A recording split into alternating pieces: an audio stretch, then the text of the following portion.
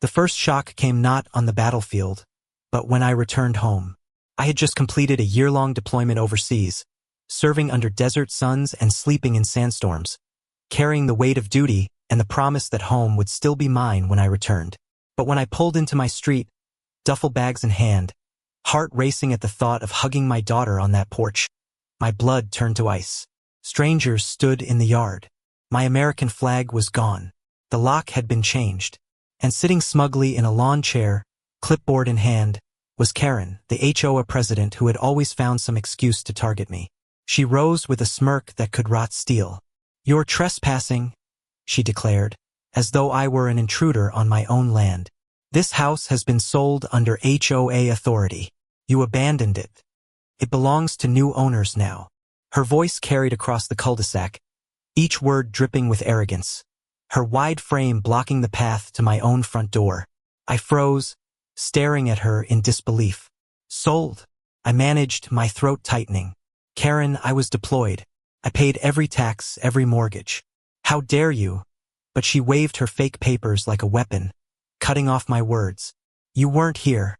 You left your yard unattended. We considered it derelict. We followed procedure. The HOA owns this subdivision, and we voted to repossess. It's done." The neighbors stood in hushed silence, some ashamed, others looking away, unwilling to challenge the tyrant who had ruled them for years. Rage roared in my chest, but training steadied me. I pulled my phone from my pocket, recording every word, every smug grin, every fake deed she brandished. I spoke clearly, loudly enough for every porch to hear. "Karen, you sold a military family's home while they were deployed. That's not just fraud, it's a federal crime." For the first time, her smirk faltered just slightly. By nightfall, my video was online. Within hours, it exploded. Veterans groups, military families, even politicians shared it. Outrage poured in like a flood. The twist came the next morning when 2 Humvees rolled into the subdivision, dust swirling as uniformed military police stepped out, followed by a JAG officer. They weren't there for Methy, were there for Karen.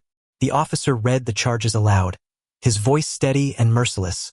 Fraudulent sale of military property, forgery of legal documents, harassment of a service member's family. Karen sputtered, waving her clipboard, but her voice cracked under the weight of the uniforms surrounding her. She shouted that the HOA had supreme authority, that no soldier was above the rules. But the soldiers didn't flinch. Neighbors filmed as she shrieked, her face crimson, her arrogance unraveling in real time. And then came the final blow. The JAG officer unrolled a map, pointing to the subdivision. "This entire HOA has been operating illegally, extorting residents, and interfering with federally protected housing rights. As of today, this subdivision is under federal seizure for investigation." Gasps rippled through the crowd. Families who had lived in fear of Karen's fines suddenly realized the empire that bound them was crumbling in one swift strike. Karen collapsed to her knees, screaming that she was the victim, that I had orchestrated this to humiliate her. Deputies cuffed her wrists, dragging her past the neighbors she had terrorized. For once, no one looked away. Some even applauded. Children who had been told not to ride bikes on the sidewalk clapped as the woman who stole their joy was hauled away. But the story didn't end there. As investigators combed through HOA records, a darker truth emerged. Karen hadn't acted alone. She had worked with a shady developer, signing fake deeds and pocketing money from sales of properties that weren't hers to touch. My house wasn't the only one she had tried to seize. Others had been targeted too, families who had been too scared to fight back. My case was simply the spark that set fire to her empire of lies. Neighbors who had been silent for years stepped forward, emboldened. One elderly couple admitted they'd nearly lost their home to Karen's schemes. A young mother revealed she'd been fined thousands for unapproved decorations. Each testimony piled higher, a mountain of truth crushing Karen's name. The climax came at the federal courthouse. Karen, disheveled and trembling but still trying to posture, shouted about conspiracies. But the evidence was undeniable. Fake signatures, altered bank records, videos of her declaring herself the ultimate authority. When the verdict was read guilty on all counts, she screamed so loudly that even the judge banged his gavel to silence her. Her sentence was brutal, but just years in prison, millions in restitution, a lifetime ban from any property management. She was led away sobbing, her once proud empire reduced to nothing but shame. The neighborhood, free at last, transformed.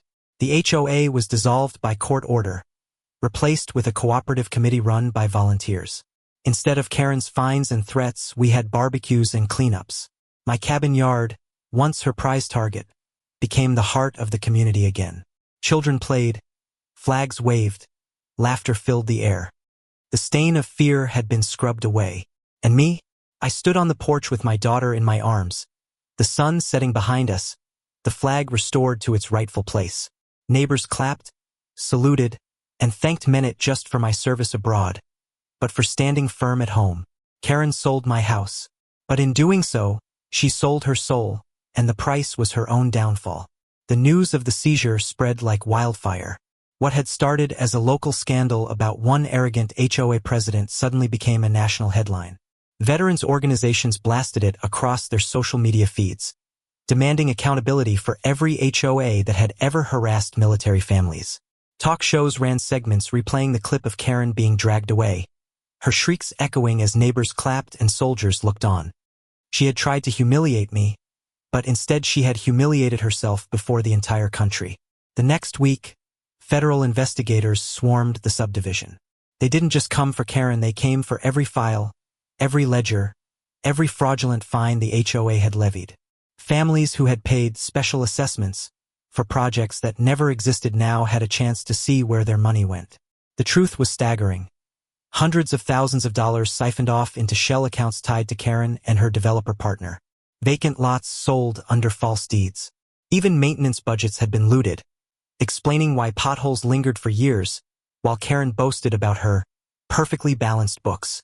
Neighbors who had once whispered their resentment now shouted their rage. At emergency meetings, people stood up and told their stories.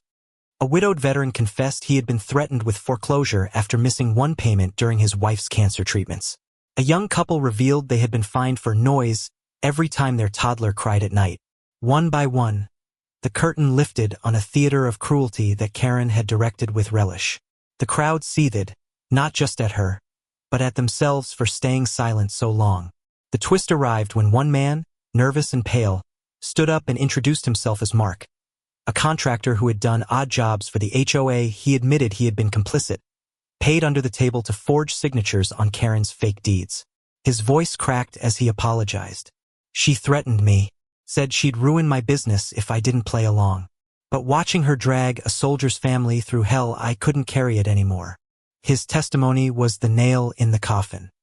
With his records and the files from the HOA office, prosecutors had everything they needed to build a case not just against Karen, but against the developer who had backed her schemes. In the weeks that followed, subpoenas turned into arrests. Board members resigned en masse, some fleeing town. The developer was charged with fraud and racketeering, his assets frozen. And Karen? She sat in a county cell awaiting federal trial, her empire of control crumbling into rubble. The irony was bitter. The woman who claimed she protected property values had destroyed them all, leaving a row of multimillion-dollar homes sinking under the weight of scandal. The climax came at trial. The courthouse was packed to bursting. Neighbors, veterans, reporters from every major network. Karen shuffled in wearing a faded suit that hung awkwardly on her frame, but her eyes still burned with that same defiance. She tried to speak, tried to claim she had only followed community standards, but the evidence played louder than her voice. Recordings of her declaring herself above the law. Spreadsheets tracing stolen money into her personal accounts. Videos of her waving fake deeds and screaming at me. When the jury filed back in, the silence was electric. The foreman read the verdict. Guilty on all counts: fraud, forgery, conspiracy, and harassment of a service member's family. The judge's sentence was swift and merciless. Over a decade in prison, millions in restitution, and a permanent bar from any role connected to housing or property management. Karen collapsed into her chair, sobbing, her hands shaking as deputies pulled her away in chains. But it wasn't just her fall that mattered, it was what rose from the ashes. The subdivision, freed from her grip, voted unanimously to dissolve the HOA entirely. In its place, a cooperative neighborhood council formed, focused not on punishing but on building. People repaired fences together, pooled resources for community projects, and for the first time in years, children rode their bikes down the street without fear of a fine. My home, once the target of Karen's cruelty, became a gathering place. We held barbecues in the yard, strung up lanterns in the trees, and invited every neighbor who had once lived under her shadow. The military's role didn't end with Karen's arrest. They designated the subdivision as a case study for protecting service members' housing rights, launching new legislation to ensure no soldier's family could ever be targeted by an HOA again. What Karen had meant as a petty grab for power became the catalyst for national change. I'll never forget the moment my daughter raised our flag again. The neighbors stood with us, veterans saluting, children waving small flags of their own. The fabric caught the wind, snapping strong and proud, a symbol that home had endured, that justice had prevailed. My throat tightened as I looked around, not just at the house restored to us, but at a community reborn. Karen thought she could sell my home while I was gone. Instead, she sold her own soul, and the price was everything. So now I ask you, was her prison sentence and the collapse of her subdivision enough justice? Or do you believe someone who preys on soldiers' families deserves an even harsher reckoning?